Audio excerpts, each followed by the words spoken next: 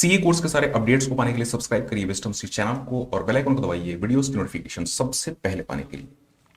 दोस्तों welcome back to channel wisdom sea. दोस्तों यहाँ पे ये वीडियो काफी इंपॉर्टेंट है। अगर आप चाहते हैं स्कॉलरशिप के लिए अप्लाई करना तो पूरी वीडियो एंड तक आप जरूर देखिएगा, साथ में शेयर भी करिएगा ताकि जो भी स्टूडेंट चाहते हैं स्कॉलरशिप लेना तो डेफिनेटली इस वीडियो की मदद से वो अप्लाई कर सकें और जान सकें कि वो एलिजिबल हैं कि नहीं है। तो सबसे जो पहला पॉइंट है हम जानेंगे कि आप एलिजिबल हैं कि नहीं है। तो यहाँ पे कुछ कंडीशंस हैं। फॉर एग्जाम्पल यहाँ पे आप देखेंगे जो फर्स्ट पॉइंट है, तो यहाँ पे कौन से स्टूडेंट है जो कि फर्स्ट टाइप के स्टूडेंट है, need based for economically weaker intermediate students. अब यहाँ पे नाम से ही लग रहा है कि ये है सीए इंटर के स्टूडेंट्स के लिए। जो अमाउंट है ये है 1500 पर मंथ। और उसके बाद देखेंगे जो एलिजिबिलिटी है, तो students who are registered for inter course either through foundation route और थ्रू डायरेक्ट एंट्री रूट। अब यहां पे आप देखेंगे ये है सीए इंटर के स्टूडेंट्स के लिए। तो चाहे आपने फाउंडेशन के थ्रू एडमिशन ले रखा है या चाहे डायरेक्ट एंट्री के थ्रू आपने एडमिशन ले रखा है, जो इनकम ऑफ पेरेंट्स की जो इनकम होनी चाहिए that should be less than 3 lakh rupees per annum. तो यहां पे ये भी एक क्राइटेरिया है। हम देखेंगे किस तरीके से आप अप्लाई कर सकते हैं, तो उसको भी हम थोड़ा सा कुछ डेमो यहाँ पे देखेंगे, तो आपको वो भी इस वीडियो में शेयर करने वाला हूँ। पूरी वीडियो एंड तक आप देखिएगा। तो यहाँ पे ये आ जाती है फर्स्ट कैटेगरी। इसके बाद आप देखेंगे ये second category, need based for economically weaker final students. अब यहाँ पे ये है फाइनल स्टूडेंट्स के लिए।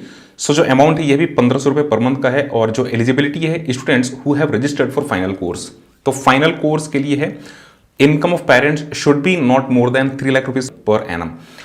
यहाँ पे वैसे फाइनल के लिए काफ़ी लंबी चौड़ी स्कॉलरशिप मिलने वाली है। 30 महीने की जो स्कॉलरशिप है, 3 मंथ्स और remaining period of articleship which ever is less. For example अगर आपकी आर्टिकलशिप 2 साल की बची हुई है और अगर आप अप्लाई करते हैं स्कॉलरशिप के लिए, तो डेफिनेटली जो स्कॉलरशिप है 2 साल के लिए ही मिलेगी, मतलब जितना भी आपका आर्टिकलशिप पीरियड रिमेनिंग है।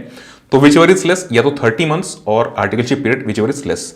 तो यहाँ पे जो सेकेंड कंडीशन है ये है। इसके बाद अगर हम बात करें थर्ड कंडीशन की, सो मेरिट कम नीड बेस्ड स्कॉलरशिप। अब यहाँ पे अगर आपकी रैंक आ रखी है, कोई भी ऐसे स्टूडेंट है जिनकी रैंक आ रखी है, तो 2000 रुपीज पर मंथ के हिसाब से स्कॉलरशिप पे की जाएगी। Rank holders for inter examinations other than those covered under merit scholarship. Merit scholarship ऐसे 1 to 10th होती है। तो अगर आपकी जो रैंक है वो 11 से लेकर के 50 तक की है, क्योंकि जो रैंक है 50 तक बनती है, तो अगर आपकी रैंक 11 से लेकर के और 50 तक के बीच की है तो डेफिनेटली आप अप्लाई कर सकते हैं। Student must registered for final course before making application. तो फाइनल कोर्स में एडमिशन होना, फाइनल कोर्स में रजिस्ट्रेशन लेना, दिस इज वेरी इंपॉर्टेंट। और जो पेरेंट्स की इनकम है वो होनी चाहिए 3 लाख रुपीज या उससे कम। यहाँ पे जो अमाउंट है 30 महीने के लिए या जो आर्टिकलशिप पीरियड है विच एवर इज लेस। तो यहाँ पे इस तरीके से स्कॉलरशिप का जो अमाउंट है, जो टाइमिंग है वो पे किया जाता है, उतने टाइमिंग की स्कॉलरशिप मिलती है। नाउ यहाँ पे जो फोर्थ पॉइंट है स्कॉलरशिप मेरिट स्कॉलरशिप। अब यहाँ पे जैसे आप देखेंगे जो स्कॉलरशिप अमाउंट है ये है 2500 पर मंथ। अब जैसे कि मैंने आपको बताया कि जो स्टूडेंट, वो सारे के सारे स्टूडेंट जिनकी रैंक 1 से लेकर के 10th तक की है वो आते हैं रैंक होल्डर्स में, मेरिट में।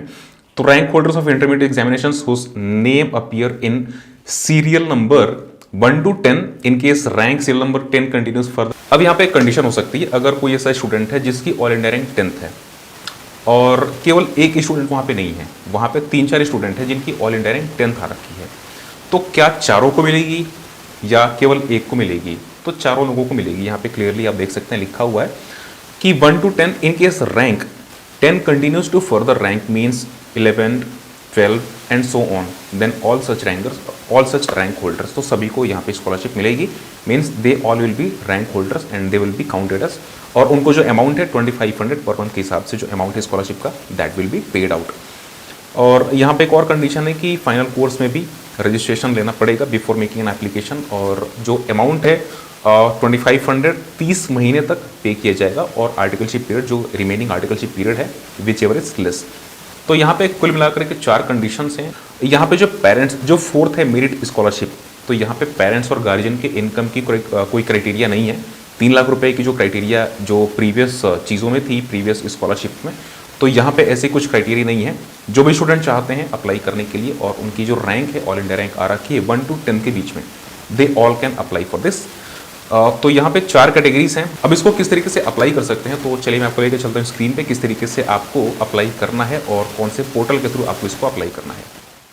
सो दोस्तों आप देखेंगे यहाँ पे है आईसीएआई की वेबसाइट, और जैसे आप इसको स्क्रॉल डाउन करेंगे तो आप देखेंगे यहाँ पे सेल्फ सर्विस पोर्टल का एक ऑप्शन है, तो यहीं पे आपको करना है क्लिक। जैसे आप क्लिक करेंगे एक नया पोर्टल ओपन हो जाएगा, जैसे कि यहाँ पे ऑलरेडी मैंने इसको ओपन करके रखा हुआ है। और यहाँ पे आई थिंक कि आपको पता होगा आईडी कैसे बनानी है। इन केस अगर आपने बना रखा होगा तो यहाँ पे आप डायरेक्टली लॉगिन कर लेंगे। इन केस अगर आपने नहीं बना रखा है तो उसकी एक वीडियो ऑलरेडी मैंने बना रखी है, तो अगर आप चाहें तो जाकर के देख सकते हैं। सिंपली आप सर्च कर सकते हैं self service portal wisdom CA YouTube पे, तो आपकी सारी की सारी आपको सारी की सारी वीडियोस को मिल जाएंगी। यहाँ पे कर लेना आपको लॉगिन। तो किसी स्टूडेंट की आईडी मेरे पास में है जिससे कि मैं लॉगिन कर रहा हूँ, और सब कुछ मैं आपको डिटेल में दिखाऊंगा। हालांकि वो स्टूडेंट अभी एलिजिबल नहीं है स्कॉलरशिप के लिए, तो उनके डैशबोर्ड में कुछ ऐसा शो नहीं करेगा। बट जो तरीका है किस तरीके से आपको लॉगिन करना है, किस तरीके से आपको अप्लाई करना है, तो वही तरीका है। आप भी इन केस अगर आप चाहते हैं स्कॉलरशिप अप्लाई करना तो उस तरीके से ही आप भी अप्लाई कर सकते हैं। तो फिलहाल मैं करता हूँ लॉगिन। सो यहाँ पे लॉगिन करने के बाद आप देखेंगे जो फर्स्ट डैशबोर्ड आएगा तो ये आएगा, और यहाँ पे सिंपली आपको क्लिक कर देना है। नाउ क्लिक करने के बाद आप देखेंगे जो डैशबोर्ड है इस पे एक स्कॉलरशिप का नया टैब आ जाएगा। तो यहाँ पे आप कर दीजिए क्लिक। जैसे क्लिक करेंगे, क्लिक करने के बाद आप देखेंगे ये है स्कॉलरशिप एप्लीकेशन फॉर्म। यहाँ पे कई सारे फॉर्म्स आपको दिख जाएंगे।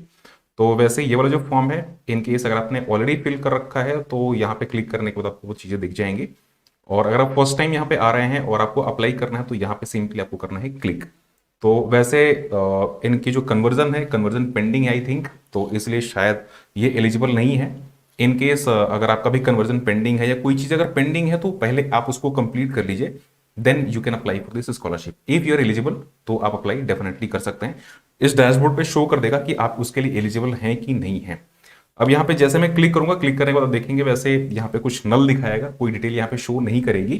तो यहाँ पे फिलहाल में ये नहीं है एलिजिबल, और इसलिए कुछ डिटेल यहाँ पे शो नहीं कर रही है, और यहाँ पे शो कर रहे हैं नल। इन केस अगर आप एलिजिबल होंगे तो आपके एप्लीकेशन पे फॉर्म्स आ जाएगा, वो डेटा आप एक बार चेक कर लेंगे। डेटा चेक करने के बाद उसको आप सबमिट कर देंगे।